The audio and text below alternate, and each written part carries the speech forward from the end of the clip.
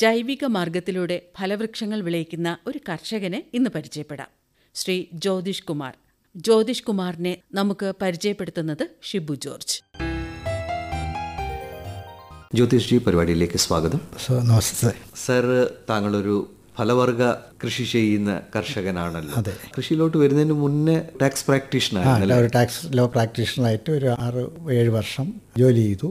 അതിനുശേഷം കൂടുതൽ വരുമാനത്തിന് വേണ്ടി ഒരു ബിസിനസ് കമ്പനിയുടെ ഡിസ്ട്രിബ്യൂട്ടറായിട്ട് 10-28 വർഷം. ബിസിനസ് ഒരുപാട് ടെൻഷൻ ഉണ്ടാവും. അപ്പോൾ അതിനിടയിൽ ഒരു റിലീഫിന് വേണ്ടി അങ്ങനെ തിരഞ്ഞെടുത്തതാണ് കൃഷിയിലോട്ട് വരാൻ തീരുമാനിച്ചത്. ഒരു ടെൻഷൻ റിലീഫ്, നമുക്കൊരു സന്തോഷത്തിന് വേണ്ടി. കറക്റ്റ്.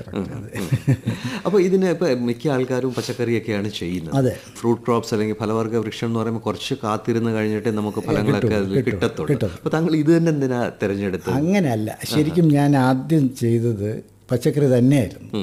അത് ചെയ്ത് വരുമ്പോഴത്തേക്കും നമ്മൾ അതിനകത്തുള്ള എക്സ്പെൻസ്, അതിൻ്റെ സെയിൽ പ്രോസീസ് വെച്ച് നോക്കുമ്പം അത് വളരെ കുറവായിരുന്നു. അപ്പോൾ എപ്പോഴെപ്പോഴും ഞാൻ ഇൻവെസ്റ്റ് ചെയ്യേണ്ടി വരും.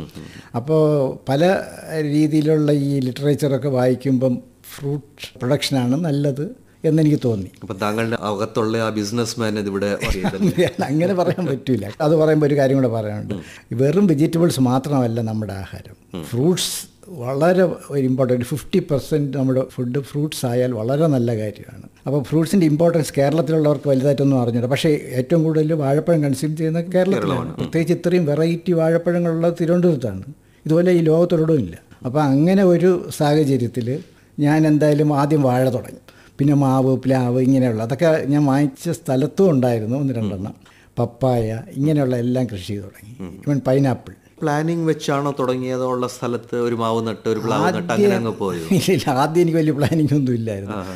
പിന്നെ നോക്കുമ്പം നമുക്ക് ഈ ആൾക്കാരുടെ ഡിമാൻഡ്, അത് ഞാനിതൊക്കെ വയ്ക്കുമ്പോൾ തന്നെ ധാരാളം ആൾക്കാർ എൻ്റെ അടുത്ത് അപ്രോച്ച് ചെയ്തു. ഞാൻ അവർക്ക് കൊടുക്കുന്നുണ്ടായിരുന്നു. ഓരോരുത്തരുടെ ആവശ്യം കൂടെ ഞാൻ കണക്കിലെടുത്തു. അതില്ല ഇതില്ല എന്നൊക്കെ ചോദിക്കും. ഇപ്പോൾ എല്ലാം കൂടെ ഒരു 3.5 ഏക്കേഴ്സിൽ കൃഷി ചെയ്യുന്നുണ്ട്.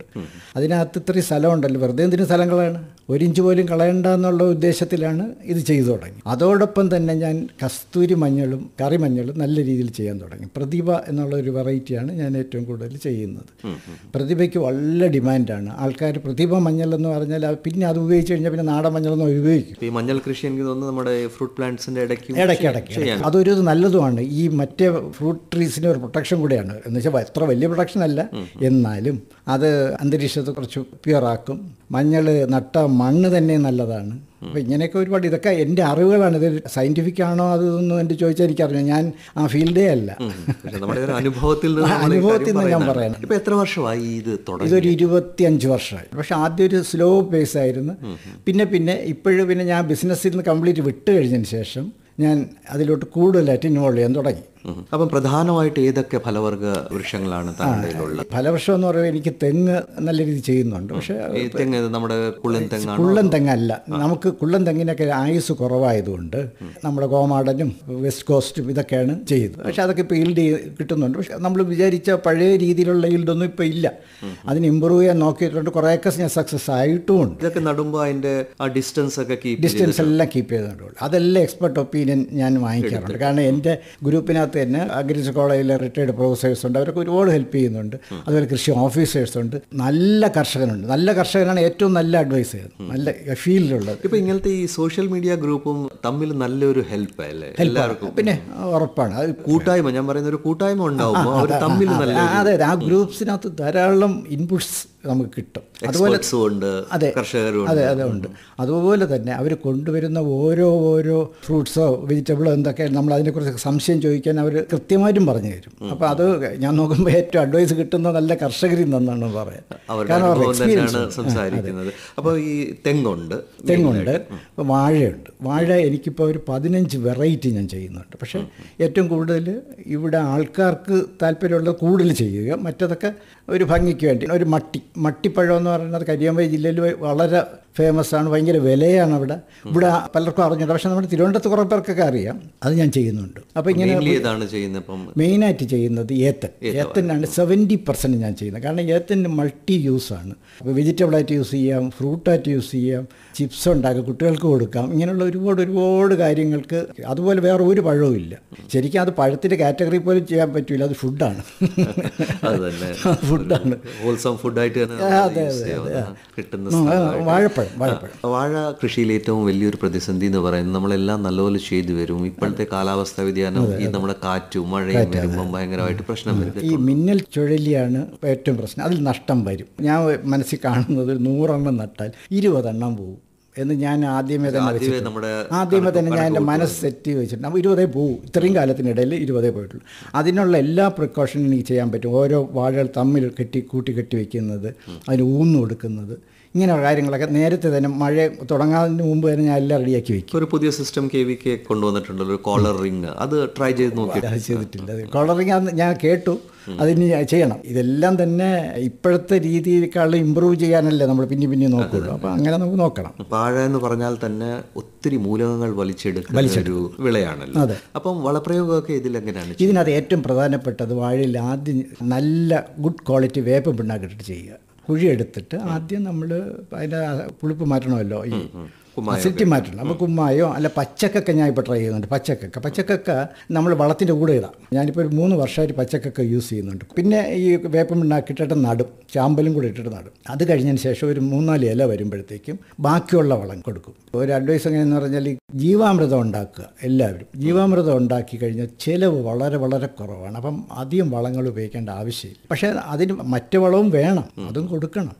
ഈ ജീവാമൃതം താങ്കൾ എങ്ങനെയാണ് ഉണ്ടാക്കുന്നത്? 10 കിലോ ചാണകം, 10 ലിറ്റർ ഗോമൂത്രം, പിന്നെ 2 കിലോ പയറുപൊടി, മണ്ണ്, ശർക്കര, ഇതെല്ലാം ഇട്ടിട്ട് അടച്ചു വെച്ചിട്ട് ഒരാഴ്ച വലത്തോട്ട് കറക്കണം. അതിനെ പിന്നെ ഡൈല്യൂട്ട് ചെയ്ത് 10 ഇരട്ടി വെള്ളം ചേർത്ത് ഒഴിക്കാം.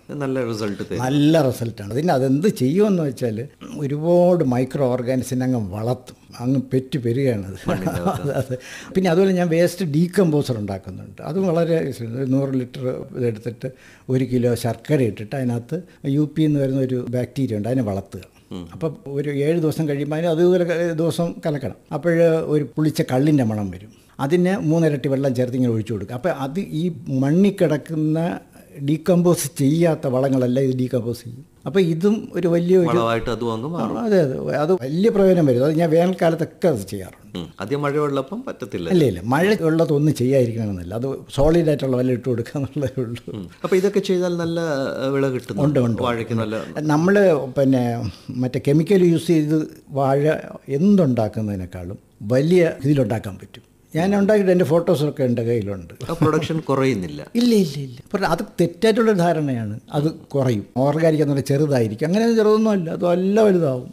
അതിൻ്റെ ക്വാളിറ്റിയും എന്തായാലും. പിന്നെ ക്വാളിറ്റി, പിന്നെ അതിൻ്റെ ടേസ്റ്റോ. ഇത് ഉപയോഗിച്ച് കഴിയുന്നവരാരും തന്നെ മറ്റിലോട്ട് പോകാൻ ഇഷ്ടപ്പെടില്ല. അപ്പോൾ സാർ ഈ ഇങ്ങനെ ഏത്തവാഴയൊക്കെ നടുമ്പോൾ എന്തെങ്കിലും പ്ലാൻ ചെയ്താണോ? നമ്മുടെ 1 സീസൺ അല്ലെങ്കിൽ ഒരു സീസൺ ആകുമ്പോൾ നമുക്കത് വിളവ് കിട്ടണം, അല്ലെങ്കിൽ എല്ലാ മാസവും 2 മാസം ഇടയ്ക്ക് കിട്ടണം, അങ്ങനെ വല്ലതും പ്ലാൻ ചെയ്യും. അതായത് ഞാൻ വാഴ നടുന്നത് ഓരോ 2 മാസം ഒരിക്കൽ നട്ട് വയ്ക്കുക. അപ്പോഴത്തേക്ക് ഈ ത്രൂ ഔട്ട് കിട്ടണം. ഇതാണ് ഡിമാൻഡ്, നമുക്ക് കിട്ടണം. പക്ഷേ അതിനകത്ത് ചില തടസ്സങ്ങൾ ഇപ്പോൾ വരുമല്ലോ. ഇപ്പോൾ ഒരു മിന്നൽ ചുഴലി വന്ന് കുറച്ച് വാഴ പോയാൽ അപ്പോൾ അത്രയും ക്വാണ്ടിറ്റി കുറയും. പക്ഷെ വാഴ കൊല കിട്ടിക്കൊണ്ട് തന്നെ. ഇതിൻ്റെ വിപണിയും ആദ്യമേ തേടുവോ? തുടക്കം മുതലേ തന്നെ വിപണി ഉണ്ടായിട്ടുണ്ട്. ഞാനിത് ഇതിലോട്ട് വരുന്നത് പല സെമിനാറുകളും അറ്റൻഡ് ചെയ്തിട്ടാണ്. അങ്ങനെ ഓർഗാനിക് ഫാമിംഗ് കൊണ്ട് YMCA-യിലൊക്കെ സെമിനാർ കിടക്കും. അപ്പോൾ അവിടെയൊക്കെ ഞങ്ങൾ പോയി സാധാരണ കേൾക്കാറുണ്ട്. അങ്ങനെ വരുമ്പോൾ അവിടെ തന്നെ ഒരു വിപണി ഫോം ചെയ്യുന്ന ഒരു സാഹചര്യങ്ങളൊക്കെ ഉണ്ടായി. അപ്പോൾ ഇവർ തമ്മിൽ അങ്ങോട്ടും ഇങ്ങോട്ടും അന്ന് പിന്നെ വാട്സപ്പൊന്നുമില്ല. അപ്പോൾ പക്ഷേ നമ്മൾ ഫോണിൽ കൂടെ വിളിച്ച് പറഞ്ഞിട്ട് ഇങ്ങനെ കൊടുക്കുകയും വാങ്ങിച്ചു അങ്ങനെ ഉണ്ടാക്കി. പിന്നെ അവസാനം ശരിക്കും ഒരു വിപണിയിലോട്ട് തന്നെ ജവഹർലാലൊരു വിപണി ഉണ്ടായിരുന്നു. അവിടെ ഏകദേശം 9 വർഷം വരെ ഞാൻ കൊടുക്കുമായിരുന്നു. അത് കഴിഞ്ഞാണ് ഈ വാട്സപ്പ് ഗ്രൂപ്പ് വഴി അല്ലാതെ നമ്മൾ തന്നെ വിൽക്കുന്ന ഒരു ഉണ്ടാക്കി. നല്ല സാധനം കിട്ടി. അവിടെ അങ്ങനെ ഒരു ഇതാണ് നമ്മുടെ ഗാന്ധി ഭവനിൽ പ്രവർത്തിക്കുന്ന ഒരു മാർക്കറ്റുണ്ട്. ശനിയാഴ്ച 9:30 മണി മുതൽ ഫാം ജേർണലിസ്റ്റ് അസോസിയേഷൻ്റെയും ഗാന്ധി ഭവൻ്റെയും കൂടെ ചേർന്നിട്ടുള്ള ഒരു നല്ലൊരു സംരംഭമാണ്. അപ്പോൾ ഇങ്ങനെ ഇത് വാഴ കൃഷിയുണ്ട്, തെങ്ങുണ്ടെന്ന് പറഞ്ഞു, പിന്നെ മറ്റ് മാവും പ്ലാവും ഒക്കെ ആദ്യമായിട്ട് മാവും പ്ലാവും ഉണ്ട്. മാവ് എനിക്ക് ഏകദേശം ഒരു 8-9 വെറൈറ്റി മാവുണ്ട്. പ്ലാവും അതുപോലെ തന്നെ ഉണ്ട്. മാവൊക്കെ കായ്ക്കാൻ തുടങ്ങിയിട്ടുണ്ട്. ഇവിടുത്തെ നാടൻ വെറൈറ്റിയാണോ? നാടൻ വെറൈറ്റി ഉണ്ട്, അല്ലാത്ത നമ്മൾ അൽഫോൺസോ പോലുള്ളതും ഉണ്ട്. അത്ര വലിയ എക്സ്പെർട്ടൊന്നും ആയില്ല ഞാൻ അതിനകത്ത്. അതിങ്ങനെ ഇപ്പോൾ സ്റ്റാർട്ട് ചെയ്ത് വരുന്നേ ഉള്ളൂ. എന്നാൽ ഇപ്പോൾ എല്ലാം മാവും ഓൾമോസ്റ്റ് കാച്ചു തുടങ്ങി. ഈ മാവിൽ കായ്ക്കാൻ ഒരു പ്രശ്നമുണ്ടല്ലോ, എല്ലാ വർഷവും വരത്തില്ല, ചിലപ്പോൾ 2 വർഷത്തിലൊരിക്കൽ കായ്ക്കും, അങ്ങനെയുള്ളതൊക്കെ ഉണ്ട്. അതതിൻ്റെ ഒരു സ്വഭാവം തന്നെയാണ്. അതെ. നമുക്കല്ലാതെ എണ്ണം കൂടുതലുണ്ടല്ലോ, അപ്പോൾ അതുകൊണ്ട് നമ്മൾ എങ്ങനെയെങ്കിലുമൊക്കെ മാനേജ് ചെയ്യും. ഈ മാവൊക്കെയും താങ്കൾ ഡയറക്റ്റ് ആയിട്ട് അത് നമുക്ക് ആവശ്യം കഴിഞ്ഞിട്ട് അത് പുറത്ത് കൊടുക്കുവോ, അതുപോലെ തന്നെ വാല്യൂ അഡീഷൻ വല്ലതും? എല്ലാം നമ്മൾ പുറത്ത് കൊടുക്കും. നമ്മുടെ ആവശ്യം കഴിഞ്ഞ് ഒരുപാട് ഉണ്ടാവുമ്പോൾ ഇതെല്ലാം ഈ വിപണി കൊടുക്കും. ഈ വിപണിയിലെന്ന് പറയുന്നത് പലരും നമ്മൾ ഈഗറായിട്ട് കാത്തിരിക്കുന്ന വിപണിയാണ്. നമ്മൾ ഉണ്ടോ, ശരിക്കും ഉണ്ടാക്കുന്നൊന്നും തികയുന്നില്ല ആക്ച്വലി. ഇപ്പൊ പ്ലാവ് എന്ന് പറഞ്ഞാൽ ഇപ്പം ചക്കയുടെ നല്ല ഡിമാൻഡ്. അതെ. പ്ലാവ് എത്ര എണ്ണം കാണും സാർ? എൻ്റെ ഒരു 10-30 പ്ലാവുണ്ട്. ഇപ്പം പ്ലാവും ആൾക്കാർ ഈ കൊറിയൻ ഇനം, നമ്മുടെ എന്തുവാ, വിയറ്റ്നാം, ഞാനെല്ലാം പഴയതാണ് എനിക്ക് താല്പര്യം. പക്ഷേ എക്സോട്ടിക് പ്ലാന്റ്സ് ഞാനും ചെയ്തിട്ടുണ്ട്. എനിക്ക് ഇല്ലയെന്ന് പറയുന്നത് 1-2 ഒക്കെ അവിടെ ഉണ്ട്. അതേപോലെ എക്സോട്ടിക് ഫ്രൂട്ട്സും ഉണ്ട്. അതുപോലെ ഡ്രാഗൺ ഫ്രൂട്ട് നല്ല രീതിയിൽ ചെയ്യുന്നുണ്ട്. എത്ര കാണും ഡ്രാഗൺ ഫ്രൂട്ട് ഞാൻ ഇപ്പോൾ ഒരു 10-200 മുള ചെയ്യുന്നുണ്ട്. അപ്പോൾ അത്ര നമ്മുടെ സൂര്യപ്രകാശം കിട്ടുന്ന ഓപ്പൺ സ്പേസ് ഉണ്ട്. എനിക്ക് 2 സ്ഥലമായിട്ട് ആണ് ഞാൻ കൃഷി ചെയ്യുന്നത്. അതിൽ നല്ല വെയിൽ കിട്ടുന്നിടത്ത് ഞാൻ ഡ്രാഗൺ ഫ്രൂട്ട് കൃഷി ചെയ്യുന്നുണ്ട്, റംബൂട്ടാൻ കൃഷി ചെയ്യുന്നുണ്ട്, മാംഗസ്റ്റിനുണ്ട്. മാംഗസ്റ്റിനൊക്കെ കുറച്ചേ ഉള്ളൂ, കൂടുതലൂടെ വെച്ചുകൊണ്ടിരിക്കുന്നതാണ്. പിന്നെ ഉള്ളത് അബിയു എന്ന് പറഞ്ഞിട്ടുണ്ട്. ഇപ്പോൾ അത് നല്ലൊരു ഫ്രൂട്ടാണ്. ഈ ഡ്രാഗൺ ഫ്രൂട്ടൊക്കെ ഇതൊക്കെ ചെയ്യുമ്പോൾ എന്തെങ്കിലും പ്രശ്നങ്ങൾ ഉണ്ടായിട്ടുണ്ടോ? പൊതുവെ ഒരു ധാരണ എന്ന് പറഞ്ഞാൽ ഡ്രാഗൺ ഫ്രൂട്ട് ഒരു മുള്ളും ചെടിയല്ലേ, അപ്പോൾ അതിന് അധികം പ്രശ്നമൊന്നുമില്ല, നട്ടാൽ മതി, അങ്ങനെയാണ്. അതാണോ അങ്ങനെ? പക്ഷേ എന്നാലും ഉണ്ട്, ഇടയ്ക്കൊക്കെ ഇപ്പോഴും ചില കിളികളൊക്കെ വന്ന് ആക്രമിക്കാൻ തുടങ്ങിയിട്ടുണ്ട്. ആ മുള്ളില്ലാത്ത ഭാഗത്തൊന്നും അത് തിന്നാനൊരു ബുദ്ധിമുട്ടില്ല.